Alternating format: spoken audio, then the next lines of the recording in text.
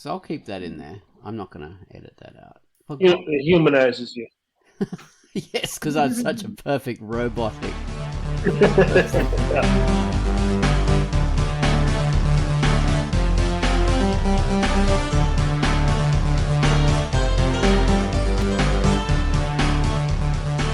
Hello and welcome to the Quackcast. This is Quackcast number 609, the Drunkduck Quackcast, of course. I am Ozone Ocean. With me is Tant Serene and Mr. Baines. Hello. Hello. Hello. Hello. So this week we're talking about awkward humor, and how we deal with it. And this could be humor from, the humor of misunderstandings, humor based on lies being exposed, humor based on pranks, especially of real people. This kind of stuff. I remember bringing up something else, but I can't remember what it was. Pranks, misunderstandings, blah blah blah, all that kind of stuff. Yeah, I don't remember either. Cringe humor. Yeah. How that can be very All of it is embarrassing. about the cringe humor, though. Yeah. How it can be very embarrassing, and it can be sort of almost physically painful to watch. So that's what we're going to talk about. But before that, I've got to bring up the featured comic. Oh, geez. What was the featured comic this week? I can't even remember what it was. I'm drawing a huge, huge blank. And I haven't put it in my notes, which is rather fantastic. Clever of me. So the featured comic this week was Eternity Dreams. And I'm going to tell you about that right now. Hello, I'm Ozone Ocean, and my feature for the week was Eternity Dreams. It's their last night in town and the band is having a farewell concert, but Teresa senses something dark and dangerous afoot. She knows she should leave before things get serious, and yet the impressions are just too nebulous, and it's easier to go with the flow. That could be a fatal mistake. The werewolves are brutal, merciless, and ferocious. This is a colourful urban fantasy horror comic featuring fae, werewolves, a griffin, a troll, and much more. There's heaps of action, gore, and even some nudity, so beware. Eternity Dreams has been running for a long while, so the art is, in the beginning, it's a little less refined, and it's not as easy to work out what's going on. But the later art is astonishingly better, and it just improves and just gets really good, and it's great to see that progression of skill. So have a read and enjoy the action. This is a comic by Mitucano, and it's rated M for mature. So have a bit of a read. It's all in full colour too, and digital art, so yeah, it's a good looking comic. Have a read. And that was the featured comic. I hope you liked that Eternity Dreams. Okay, so next up we're going to talk about the featured music. Gumwells gave us a theme to a comic called Stick Figure Apocalypse. So that's a good one. This music is relaxing, cool funk groove that cruises along dreamily, hitting turbulent waters halfway through with a wildly discordant patch of sonic confusion, startling us out of our reverie before slipping back into the same quiet groove again and fading to silence. So take it away, Gumwells, with the theme to Stick Figure Apocalypse.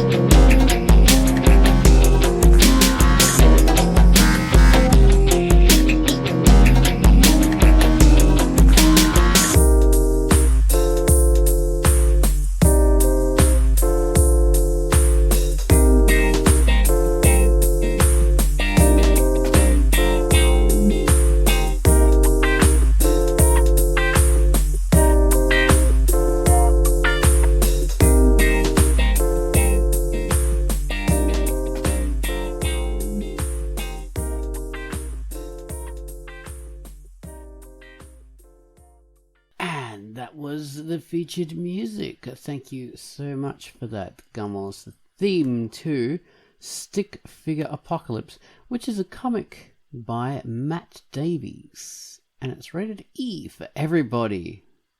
So everyone can have a look, and hopefully there won't be anything objectionable in there. Or then the rating will have to change. Okay, so talking about awkward... Speaking of which, awkward. awkward cringe humor. Matt Davies is listening to that going, what?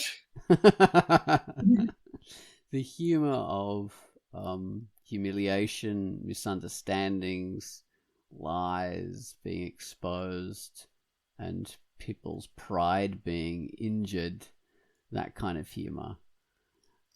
Or I think who was that guy who did Seinfeld?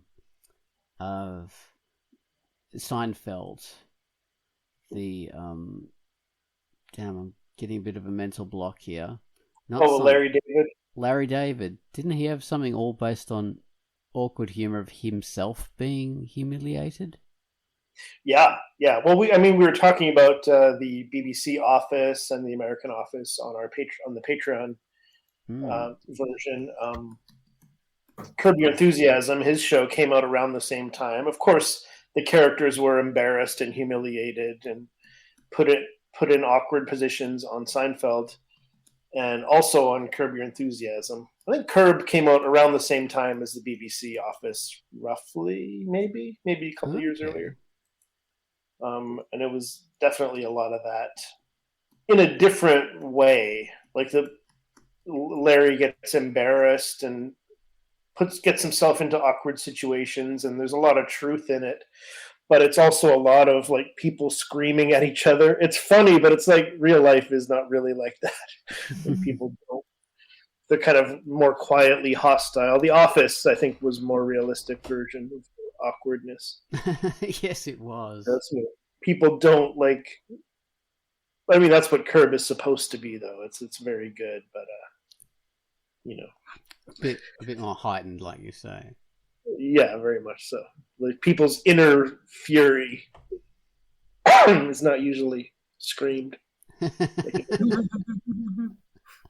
Well, The Office, is a real paragon of this style of humor, just severely awkwardly cringy kind of stuff where you feel for the characters because it's so realistic. I was saying on the Patreon video that it was done in a time when there used to be a lot of these BBC Office documentaries. So this was before the boom in reality TV took off, and the BBC did a lot of like workplace documentaries on cruise ships, on offices, things like this, where you have just a fly on the wall kind of documentary crew going around filming the day-to-day lives of real people. And the British Office sort of took that style. A lot of comedies since then took the style. Arrested Development, Parks and Recreation. Everything. It was just such a popular thing to pretend there was a documentary crew following you, even if it made no sense that there would be one at all for whatever reason. It's just how they all did it. But yeah, so The Office was based on that style. So that meant that it was done in a very realistic way. Like, you can believe watching the first episode of that show that this is actually a real office. These are real office workers because they were acting exactly like real office workers would. And the boss is, very, very real. Their clothes they're wearing, the way they look, everything, the lighting, everything looks just like a real office. So you're thinking about these people as real people, and when they get into these situations that are meant to be funny, you're feeling for them because it's like there's a prank being played on them. And that's why it's so cringy that you're thinking, oh my god, that you've hurt this person's feelings for no reason. How could you do this? You're identifying with the people as real people, so you're taking on their feelings as if you're thinking about them as real people being hurt. So it feels a lot more to you. Well, at least if you're a person with normal empathy anyway. If you're someone who doesn't care about others, well, I suppose you just find it just uproariously ridiculous. But yeah. But yeah, like even into the second series of The Office, I still felt that, I didn't feel that detachment. And there are times when, something was happening and you just had to, like, when it was originally on, it wasn't on computer, I think it was back in the late 90s, right? So it wasn't on computers like this. You couldn't just pause it or anything like that. So I would just have to turn the sound down or mute it for a moment in order to divorce myself from the awkwardness, the cringe happening, or walk out of the room quickly and then come back because it just felt so. It's like when you're a kid and there's a horror movie, you have to hide behind a chair or something like that. Right. That kind of thing. But I have that a lot with real stuff. Like if there's videos of some person being embarrassed on YouTube and it's real, yeah, I can't even watch it. The Office, I never had that issue personally. I always found it really funny, except that one scene that we talked about on Patreon. Oh, really? Okay. Yeah, I don't know. I mean, I don't know why, but like all Brent's failed jokes, and like everyone's just kind of awkwardly either like pretending to chuckle or usually just no reaction. It's so funny. The no reaction, which is so realistic, isn't it? People just staring blankly. Yeah. Waiting for him to move on, and he doesn't. He keeps on digging the hole deeper and deeper. He's like laughing at himself and smoothing his tie, and it's just like his collar. Oh my god! Oh dear. And Fred Willard, the comedian Fred Willard, when he kind of made his comeback in the Christopher Guest, also documentary style comedies, would do that a lot. He'd make these like lame jokes and laugh at them, and it's I don't know. That's a very odd. That's not exactly awkwardness necessarily, but it's an interesting approach.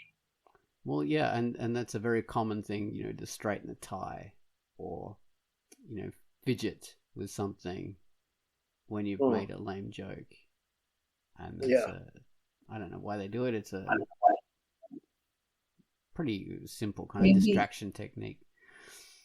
Yeah, maybe just, the joke is in acknowledging the lameness. Like this, the last resort. It's like, look at me making a lame joke. That's a joke. Yes. Right. Yes, very much so. Yeah. And so the whole point of The Office was that you're not laughing. You as an audience member aren't meant to be laughing at the joke or laughing at the people that the joke's on. You're meant to be laughing at David Brent and how awful he is. What a horrible human being he is. That's who you're meant to be laughing. But even that, you can't really laugh at him all the time, because then you start to feel for him and realize he's such a pathetic individual and he wants to be loved. He desperately wants to be loved. So he's not pathetic in that he should be despised. He's pathetic in that he's deserving of pathos.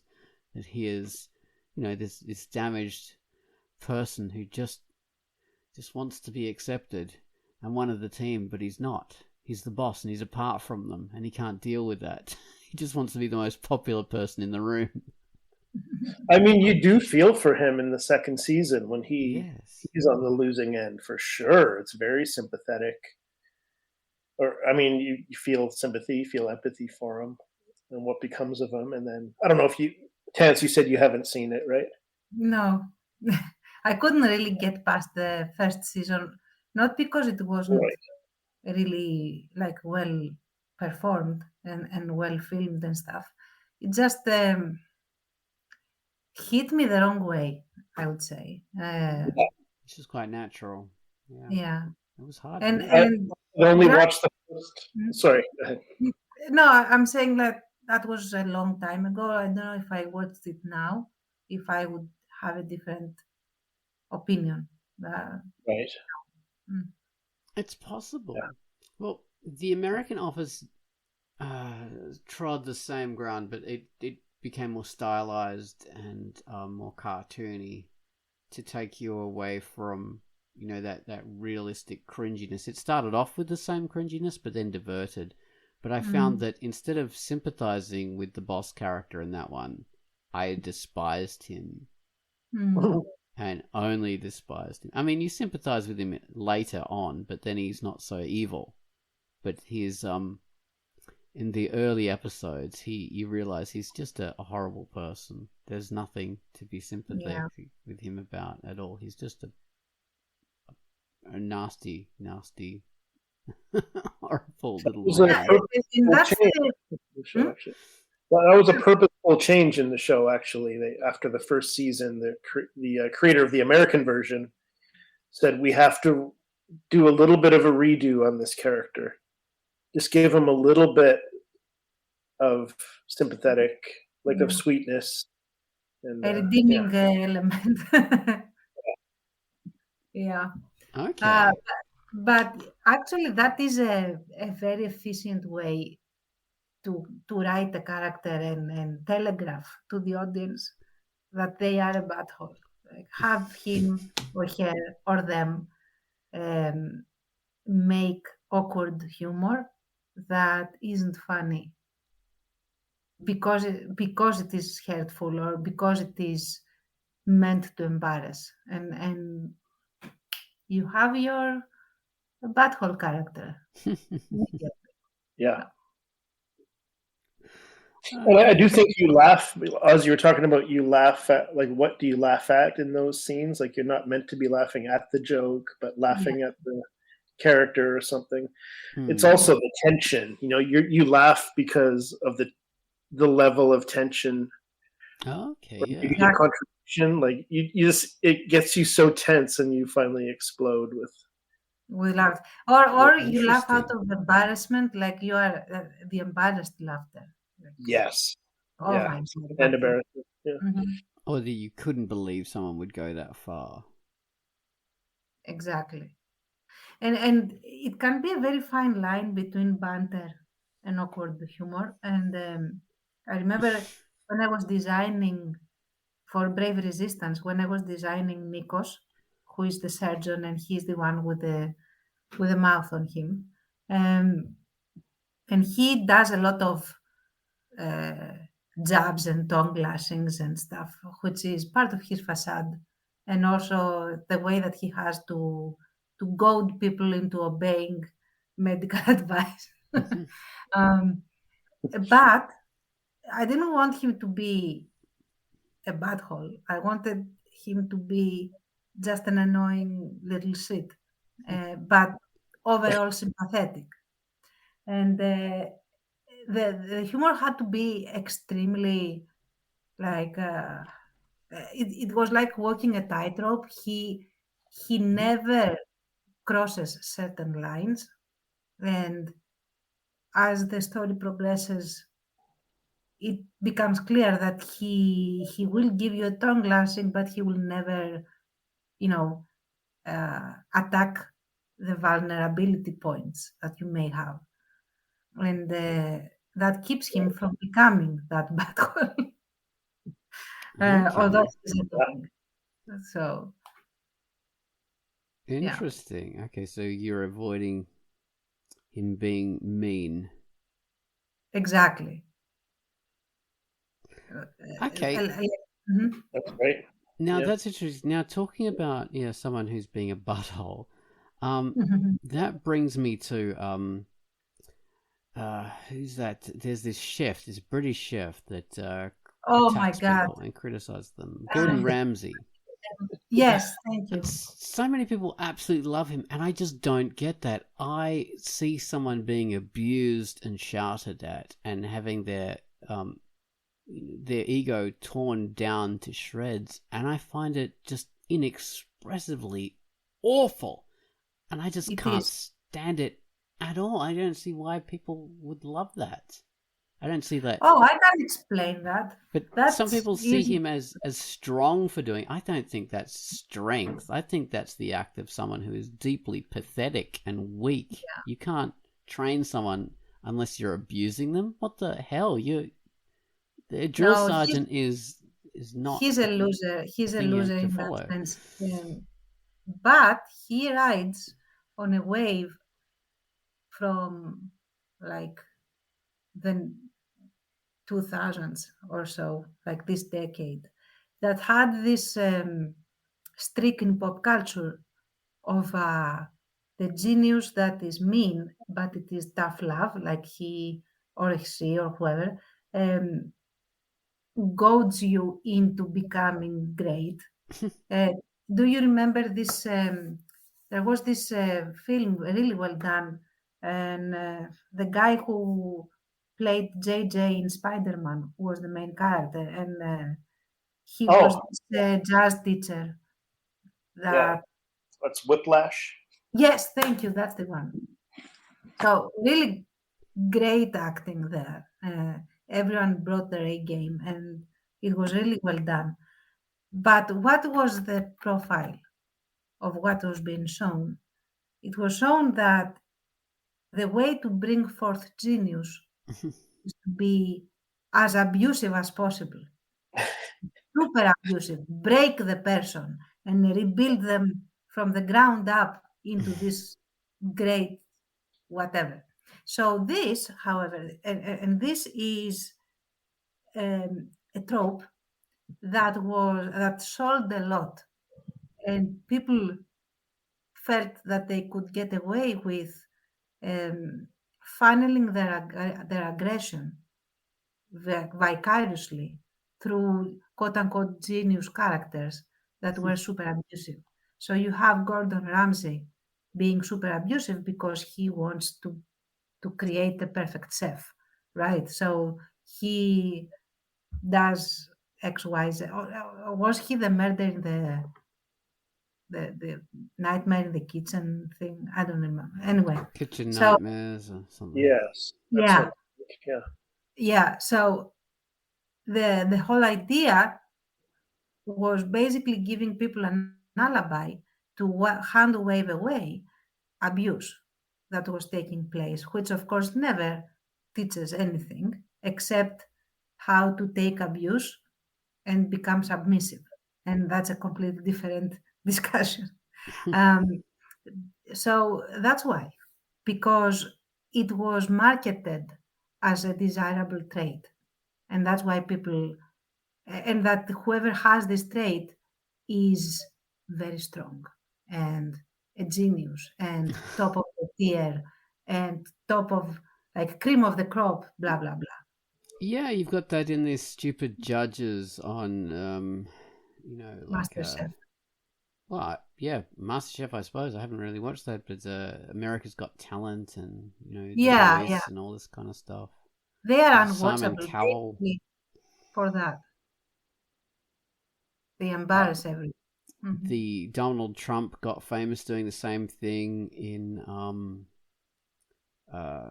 something about a boss or the dragon or something like that. Wasn't that, he had this series about him being the boss. Does anyone I remember would that? imagine that he could never cast himself as the employee, so probably. I have never seen it though, so I don't know. Yeah. Yeah. I think it was called Pete's Dragon or something like that. What? Pete's Uh-huh. Dragon? Or is that something else? Isn't that a cartoon? Oh, yeah, you're right. Might have been called The Apprentice. That if Baines was doing an awkward humor bit on us, Tance. Oh, okay. Well, I wasn't there, so it was not that awkward. Well, it's good because it also was not that humorous. Pete's Dragon. Ah, you dick. Yeah, The Apprentice, exactly. So yeah, that was the same kind of thing where you're meant to respect the strong character and Yeah. whatever abuse he hurls on Coffee is these for other ones. closers. Yeah, exactly. Yes, exactly. Whereas in reality, we know Donald Trump is basically Ricky Gervais's David Brent. He is the embodiment of David Brent. Yeah.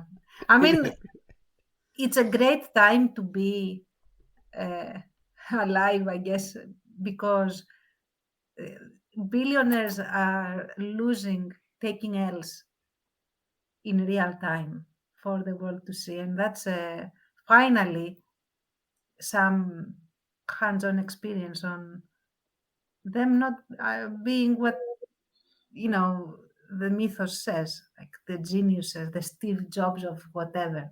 So they are not. They are actually usually very stupid people that came into money. So usually. Yeah. So yeah, it's fun to watch. Now that, although they are embarrassing themselves, everyone laughs at them and nobody feels bad. Although, like, it could be awkward humor, but everyone loves it because nobody has sympathy for them. So, Yeah, Right. it's easy not to have sympathy for someone who is so much above you in wealth and status that they're not really And the deserving people of it. who have actively, broken the world to yeah. some degree. Not a political statement, just to mean the sort of the idea of like billionaires in general and like all the shenanigans that have gone on. Yeah, the So yeah, hoarding. absolutely. And that's another thing, embarrassing humor that embarrasses the villain or the bad guy or the spoiled, obnoxious butthole, whoever that could be, is, I think, perhaps not even awkward humor anymore because it is a comeuppance, so to speak, like a punishment for that kind of character. I So people laugh at it. One of the things I think people misunderstand, they think that it's funny if it's like punching up instead of punching down. I think that's total bullshit. It's nothing to do with that. It's funny when you don't identify with the person who's being laughed. I mean, it's not funny. Yeah, it is funny when you don't identify with that person. So it doesn't Yeah, matter if it's up or down or whatever. As soon as you identify with that person and you feel for them, there's something and it's about not them. fun. Yeah, Mhm. exactly. So punching up, down, inside out, around about, it's irrelevant. The punching up thing holds in the sense that how easy is it for people to identify? And when we say punching up, we don't mean like, oh, you are middle class and you're making fun of someone that is slightly upper middle class than you. We're talking about you are middle class and you are punching up at aristocracy that is making your life hard. So, yeah, how can you identify with that tier? You can't. Well, people Even do. if I you are mean, living vicariously through them by watching, I don't know, the royal weddings or whatever, you still, I mean, like I how don't many know. people identify with bloody Princess Diana still to this day? So Yeah, there but you go. why did they identify with her It though? doesn't That's matter. no, no, The it fact matters. is that she is a high tier and people will do. So you can Yeah, make but she stepped them down identifiable. from that tier, and that's the thing. No matter Well, not whether she really. did it sincere, no, of course not. She was, but what I'm saying is that the PR that she had and the things that she was seen doing and all of that was painting her as someone that connects with the lower tiers. So it was a lot easier to identify with someone that is championing for the lower tiers, blah, blah, blah. But to be Whereas, look at Prince Charles. I was going to say he's not such a relatable character. No, of course he is. No. But there is on the other end of the spectrum. There was plenty of humor based on, like, still to this day, on homeless people. And they are like a traditional butt of the joke in a lot of American humor, which is Yeah, bizarre to me. it is.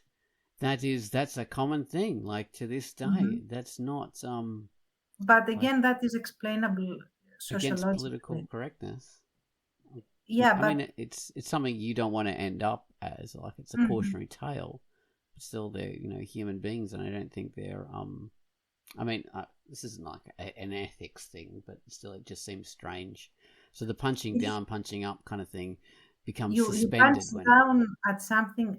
You are not actually punching down in that sense, in that context. I don't mean, of course, that the homeless people aren't very vulnerable as a class. But what I'm talking about is that they present a very visceral threat to people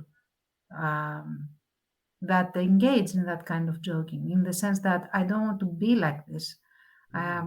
This is very threatening to me. I will make them the butt of the joke to distance myself from them. Yes, of course. So then it's about, again, identification, isn't it? Because Mhm. we don't identify with them. They're not us. Yeah. We are this and they're other. Yeah. Like, for example, there are tons of jokes over here with Turks being the butt of the joke, and vice versa. I mean, it's not a monopoly of that. We are each other's butts of jokes, I guess.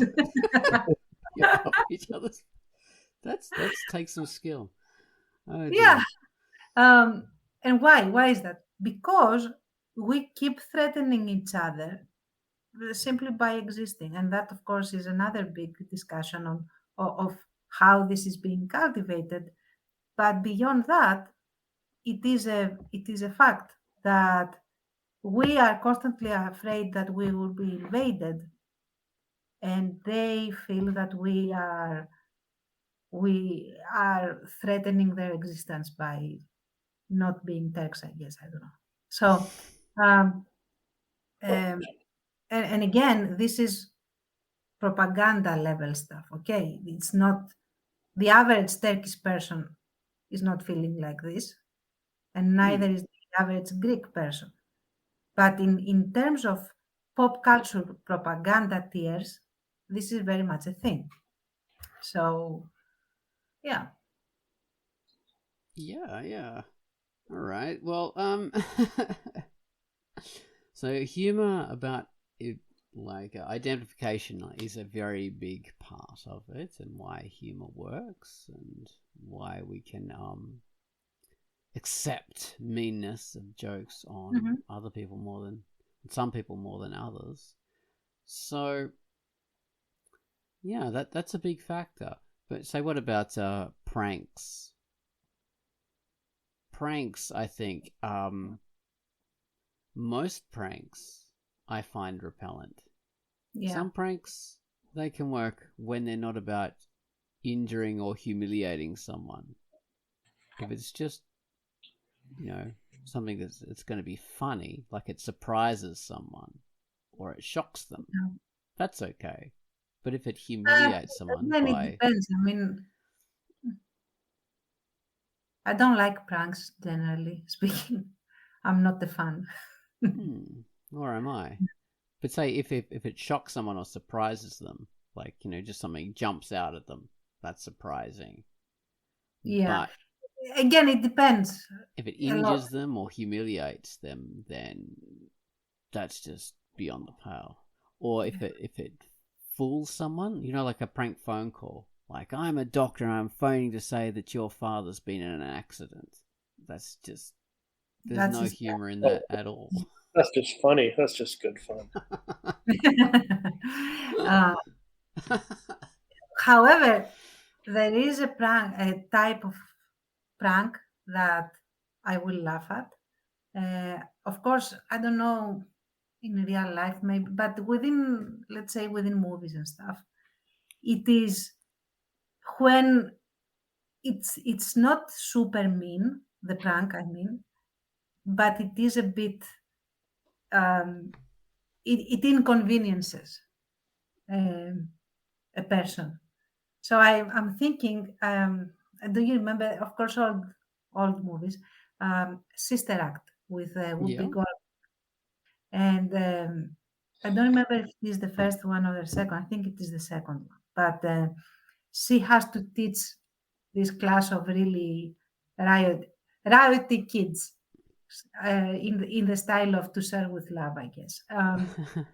So they prank her mainly so that she will just not return to the class. And how they prank her is that they put glue on her chair that has rollers underneath. And when she gets up, her habit tears. So she has to sit back down. And she conducts the entire lesson like this, sitting down. And then we see her rolling down the corridor of the school to go back to her office in her chair. And that, it is like, it's a prank, but I, even to this day, I laugh a lot at it. Because she wasn't super humiliated in the, like, she didn't even have to show her behind, I guess. And it was funny in a cartoony way, and it was not very mean, and nothing escalated from that afterwards. She returned and she scratched the board until because she had no reaction to this sound of scratching the board. But everyone else in the class had, and she said, like, every time you piss me off, this is what I'm going to do. and that was her discipline. So, yeah, I don't know. That kind of prank I can be okay with sometimes. So. Yeah, well, I mean, when a character isn't humiliated by the thing and makes the best of it, then it becomes really, really funny. Because they're coping with it in some kind of genius way. And even if that happened to a real person, you'd still kind of think, yeah, that's funny and that's cool, because, you know, they're coping with it, and it's doesn't become cringeworthy. Yeah, and it's the type of thing that you will be narrating at the Christmas table at some point later. And then again, we do have a bit of a blind spot to cringeworthy humor based on, you know, humiliation over nudity and stuff like that. Often people don't find that so awful because it's just so, you know, there's like a universal humor based on, you know, things that are a bit rude, nudity and fart jokes and all that kind of stuff. So if someone like embarrassed themselves by farting loudly in a crowd, you're not going to think, oh, I bet they feel awful about that. You know, most people aren't going to be thinking that. They're just going to laugh at that. Yeah. Because, yeah, we have a bit of a blind spot for that kind of stuff. So yeah. It's more strange to feel for them than it isn't. That reminds me actually of a real thing that happened in my class when I was, I don't know, second grade of junior high school, like around 12, 13 years old. So we had this curvaceous teacher, and she was a decent woman. I mean, and the class wasn't really pranky in the sense, but she came one day wearing this form-fitting white dress that was like a normal dress, not Jessica Rabbit's. Yeah. It was a normal white dress. However, when she stepped into a ray of sunlight, the whole thing lit up, and you could see everything underneath. and when I say everything, I mean absolutely everything. So, of course, she had the underwear on, but you could see the underwear, and we're talking 12-year-olds, okay? That's enough. And for that entire period, the class was super quiet, and she was really glad about that. And she had this habit of walking around in the class, and she would approach whoever asked questions. So the desks that were near that ray of sun would constantly ask questions, and she would walk into the ray of sunlight. And I doubt that she ever understood what was going on. Oh dear. So yeah, so that was the prankiest thing I have ever seen in real life happen. So That's interesting. Well, that reminds me of a story of my own. We had this American exchange student teacher who was quite a sexy woman. You know, quite young, like 22 years old or something. This was back when I was in high school. Yeah. And so she looked quite hot. And we had this can't even say the word, literature class. And we were all reading Birdie, which is the story about this Vietnam vet who just goes crazy and is stuck in a mental asylum. And so there's a character who is talking about his experience with this his girlfriend, and he's in this car together with her, and he's talking about fingering her basically. And well, we're all doing readings, and we're taking turns doing readings, and then it comes to the teacher's turn to do a reading, and she asked us to pick out a reading for her, and of course someone picks out that part, and she didn't even realize that was there. So she's reading out, I'm in this car with my girl and she's sitting next to me, and then I slip my hand under her skirt and like it goes into full detail, and you hear her voice slowly getting quieter and quieter as she realizes what she's saying. Just fading away to nothing. And oh god, that was so funny. But yeah, I was on the edge because I was feeling for her. That poor woman. The thing I have as a teacher now, because I have been in situations that are embarrassing or potentially can be embarrassing, not that level, but still close, is if you acknowledge it and you laugh with the class, or like you don't show embarrassment, because the joke is the embarrassment in this situation, then the entire class moves on. So if any teachers are listening and something like that happens and you walk into the joke for whatever reason, just laugh with them at this point and say that, okay guys, you got me, and but I'm not going to read further because it's not proper. Or laugh with them and lean into the joke and make it super cartoony, and again the class will move on. Like this works 90% of the time. So yeah, that's the way to do it. If you can do it that way. I mean, that couldn't work with the characters in The Office. But yeah, in these kind of situations you can, like in terms of pranks and stuff like that, when you realize it's a prank. Say Dawn in The Office, in that scene, it was impossible because she thought she was actually being fired, and then when she realized she wasn't, she just calls him a dick, doesn't she, or something like that? Yeah, I think so. Yeah, it's just painfully awkward, and like he's got people hidden and watching. It's probably the camera crew, maybe in the original show. I don't remember, but someone's watching, so he just ends up completely humiliating himself. And oh dear. What about humor that's based on misunderstandings or lies that just get bigger and bigger? Like, so a character like makes a lie about, I work here, this is what I do. Like they used to do this in Seinfeld a lot. Like the character says, this is my job, this is what I do, and this other character sort of takes them at face value, and they sort of build a whole kind of like persona about, this is, I'm doing this and doing that. And so there's a lot of stuff based on a misunderstanding and like a fake persona,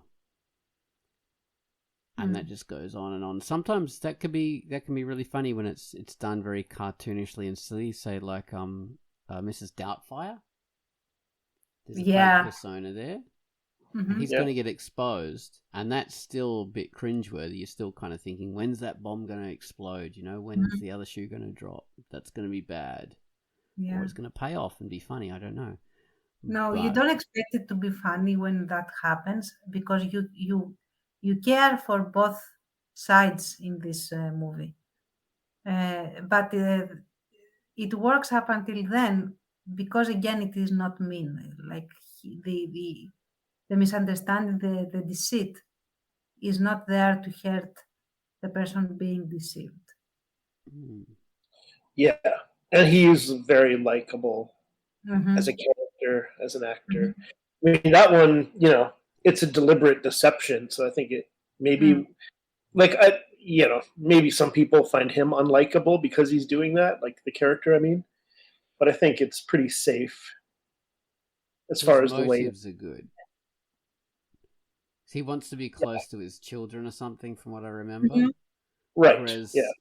So with a lot of, usually when we do this trope in humor, it's usually because a guy wants to get close to a woman. Yeah, that I can never find it funny. I find it very creepy, as a matter of fact. Yeah, of course. That's like if he was trying to get with his wife or get back with his wife by doing it, and there was anything sleazy, like spying or something, that would have gone off the rails. Yeah, absolutely. Yeah. That could be good for horror, though. Yeah, exactly. Yeah, I mean, there's the misunderstanding. Have you guys ever seen The Man Who Knew Too Little? Bill Murray movie. Oh, that's more years ago. What's that? It rings a bell. Yeah, he's like mistaken for a super spy, and he's just. That's amazing! I love that. It's okay. Very thin premise for an entire movie. Definitely. It works though. I mean, I remember, at least I don't remember the entire thing. I just remember the impression I had when I watched it, that I really laughed. Yeah. Oh. The 40-year-old virgin this is not the whole movie, but he's, because of his status, like his sort of personality and the fact that he's hiding the truth about himself leads to some misinterpretations, like he's this super stud. That's not the entire movie, but that's an element of it where he's kind of mistaken for something he's not, which is kind of funny. And then she ends up his love interest ends up thinking like he's probably a serial killer because she senses the deception. So there, even in good stuff, modern stuff, the misunderstanding can work. Yeah, it can. I mean, it's a staple of humor. It is. Yeah. Just a full set. It just depends how you execute it. It just if you ratchet that up too much, that's when it just becomes awkward and painful. Because there's gonna have to be like a reveal at some point, and how to make that reveal without making it awful and involving a lot of pain, which usually it does. Or otherwise, I mean, I cannot remember like any examples, but I definitely know that it is a thing, that the reveal actually is a relief. Like when the reveal happens, it resolves a problem rather than cause the liar reveal trope. So yeah.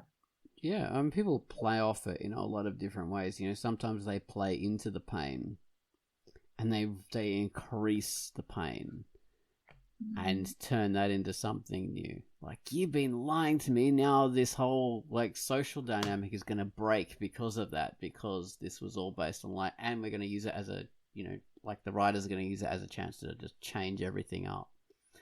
And swap around the whole dynamic of the plot or something like that. So there are a lot of clever things you can do. It's just that it can be, as an audience member, it can be painful. Just feeling that tension as it increases and increases. Not just the breaking of it. It's just the ratcheting up can be awkward to see. I don't know. For me, anyway. For other people, maybe they don't care. Again, I think it depends a lot on the context and the motivations, and whether it is actual circumstance or deceit, or there is some malice or no malice. All of that plays into whether it is funny or creepy. Oh, creepy. Yeah. A lot of context. It's like, do you Yeah. does the audience care about this person? Like, what Mhm. is the audience wanting? Like, tension is a good thing, you know, because you want people to kind of be invested and they want to know what's going to happen. Like something that's just comedic for comedy's sake can be okay, but that has a shorter life, I think, as a plot, Mhm. as a complete framework for a story. You know, it has to either be shorter or, you know, there has to be some kind of human Yeah. emotional. Yeah, investment. yeah. And in general, for something to be funny, even if it is awkward humor, it has to not cross certain lines in general. Otherwise, it is awkward, painfully awkward, instead of funnily awkward. So yeah. Yeah, exactly. Yeah, and painfully awkward doesn't work for me. Some people it does. Like I said, if I see a real video thumbnail for a video that's like some person's going to be confronted or humiliated, even if I'm curious, I usually can't even watch. I'm like, I don't Yeah, want to me see. neither. Me In neither. fiction, for me, it's different usually. But Yeah, I don't like to see pranks and stuff like that or reveals, or even if someone's a dick, like a politician, and they're called a dick to their face, you know, or like hit with a custard pie or something. Even I find that a bit hard to watch. I don't mind that, me honestly. neither. I can't. We're all so soft. Me neither. Like I'm like, I'm kind of curious, but I don't want Yeah. to see. Well, I don't know. I mean, personally, I don't know. I don't find it funny if they get a pie in the face, but I will watch it many times. Right. So Many times. All right. Well, it yeah, looks like Google's gonna kick us off. yeah. The chat. So yeah, thanks for listening to our awkward humor Quackcast. Not that we're Thank very funny, you. we're just awkward. Yes, hopefully not painful though. Yeah, hopefully not too painful. Okay. Bye bye. Jesus. Bye. Enjoy the Quackcast with some painkillers so you can avoid the pain. Too All late now. right. All right. Bye bye, guys. Bye.